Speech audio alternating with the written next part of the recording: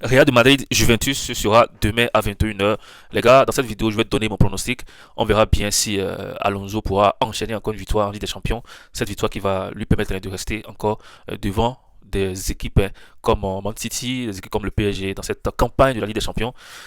Mon pronostic, je vais la donner à la fin de la vidéo. Vous allez aussi donner votre pronostic dans les commentaires. Mais avant de donner mon pronostic, franchement, il faut qu'on parle de cette équipe du Real Madrid qui ne me donne plus vraiment confiance actuellement. Depuis le match euh, avant la trêve, hein, j'ai senti les poulains de Alonso pas vraiment sereins sur le terrain. Et hier, bon pas hier, le dimanche passé face à Getafe, le Real m'a montré franchement que j'ai eu raison de douter des capacités de toute l'équipe à pouvoir relever un défi. Je parle, quand je dis défi, je parle d'un grand club comme le PSG, Man City ou le Barça. Déjà qu'on a un classico à jouer le samedi prochain. Les gars, vous ne sentez pas qu'il y a quelque chose qui ne va pas avec l'équipe actuellement? Moi, je le sens. Je le sens. Et il n'y a que Mbappé qui nous sort de cette... bon, qui nous sauve en fait, tout simplement. C'est Mbappé seulement qui nous sauve. Si on a parlé de cohésion d'équipe, il n'y a pas de cohésion. C'est un peu comme ce que Ancelotti faisait, il se reposait sur les individualités de Vinicius Junior, de Mbappé, de Rodrigo, et parfois ça marche, parfois ça ne marche pas. Mais aujourd'hui, moi je ne veux plus voir Real de Madrid comme ça. Lorsque Alonso est venu, ses débuts, on a senti un changement, les gars.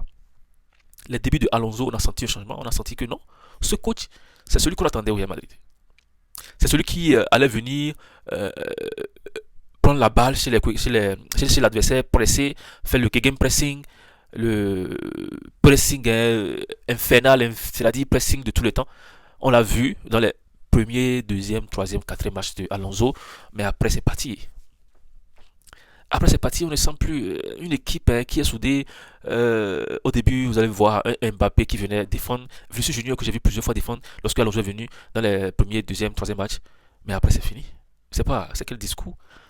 C'est parce qu'il, c'est pas c'est quoi en fait. C'est pas c'est quoi, c'est pas. Mais franchement, il va falloir que quelque chose change. Si Alonso ne change pas les choses, il va falloir que quelque chose change. On ne peut pas rester comme ça et espérer battre de Barça par exemple. Le Classico, ce sera compliqué. Il va falloir qu'on fasse plus pour battre de Barça. Les gars, demain, je pense que le Real va gagner à domicile. Ce ne sera pas facile. C'est vrai que la Juve actuellement, c'est pas vraiment la forme. Ils sont pas vraiment forts actuellement. Et c'est notre chance de pouvoir peut-être battre cette Juve là qui est actuellement pas vraiment sérieuse dans son championnat.